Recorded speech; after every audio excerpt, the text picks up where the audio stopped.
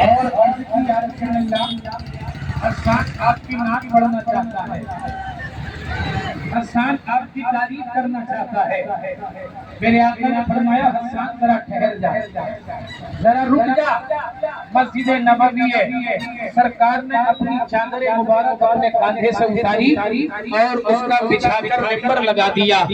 میرے آقا سامنے بیٹھ گئے، حضرت حسان سے فرمایا حسان یہ ممبر پہ چڑھ کے ہماری نعت پڑھو۔ سبحان اللہ۔ خود میرے سرکار سننے کے لیے بیٹھے، سامعین جس طرح ہوتے سامنے بیٹھے ہوئے، حضرت حسان سرکار کی بچھائی ہوئی چادر پر بیٹھ گئے، یوں کہیے ممبر رسول پر بیٹھ گئے۔ میرے سرکار سامنے سننے، حضرت حسان کہتے ہیں، اس سے پہلے ہند کا حسان کہتا ہے، اعلیٰ حضرت فرماتے ہیں لم یاد نظیروں کا فی نظر مثل کو نہ شد پیدا جانا، جگ راج کو تاج تورے سر سو، ہے تجھ کو شہے تو سرا جانا، ہے تجھ کو شہے تو سرا جانا۔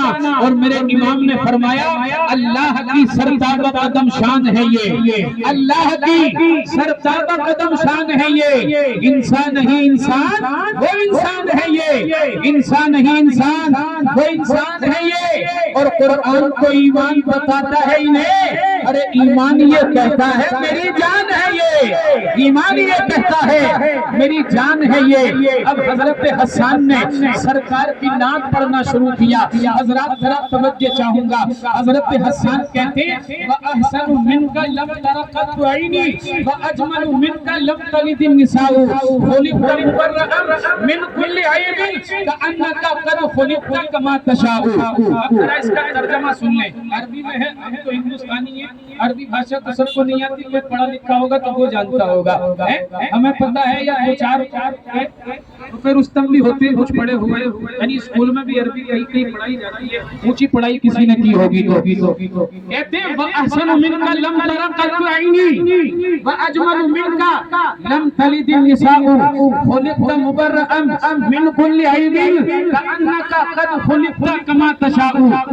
حضرت حسان سرکار کی بارگاہ میں گویا ہوتے ہیں، ہم اپنی زبان میں اس کا ترجمہ کرتے ہیں۔ حضرت حسان فرماتے یا رسول اللہ آپ جیسا حسین و جمیل میری آنکھ نے آج تک نہیں دیکھا، یا رسول اللہ آپ کے جیسا خوبصورت، آپ کے جیسا حسن والا، آپ کے جیسا جمیل آقا میں نے آج تک نہیں دیکھا۔ حضرات محترم آگے کہتے ہیں یا رسول اللہ میری آنکھ دیکھتی بھی کہاں سے جبکہ آپ کے جیسا کسی ماں نے بچہ پیدا ہی نہیں فرمایا، آج تک کسی نے پیدا نہیں کیا۔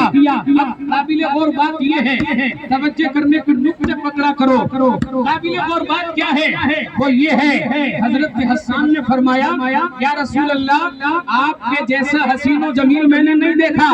تو یہاں اعتراض کرنے والا اعتراض کر سکتا ہے، کہنے والا کہہ سکتا ہے حضرت حسان ملک عرب کے تھے، حضرت حسان نے عرب دیکھا، حضرت حسان نے ملک شام دیکھا، حضرت حسان نے عراق دیکھا، حضرت حسان نے کیسے کہہ دیا یا رسول اللہ آپ کے جیسا حسین و جمیل کوئی نہیں ہے۔ حضرت حسان نے ہندوستان نہیں دیکھا، حضرت حسان نے پاکستان نہیں دیکھا، ہو سکتا ہے ہندوستان کا کوئی نبی سے زیادہ خوبصورت ہو۔ اعتراض کرنے والا کہہ سکتا ہے حضرت حسان نے ترکستان نہیں دیکھا، ہو سکتا ہے ترکستان کا کوئی نبی سے زیادہ خوبصورت ہو۔ حضرت حسان نے چین و جاپان نہیں دیکھا، کہ ہو سکتا ہے چین و جاپان میں کوئی نبی سے زیادہ خوبصورت ہو۔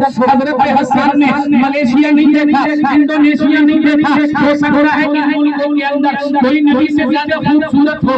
جب حضرت حسان نے ان تمام ملکوں کو نہیں دیکھا تو کیسے کہہ دیا یا رسول اللہ آپ کے جیسا حسین کوئی نہیں ہے، آپ کے جیسا خوبصورت کوئی نہیں ہے۔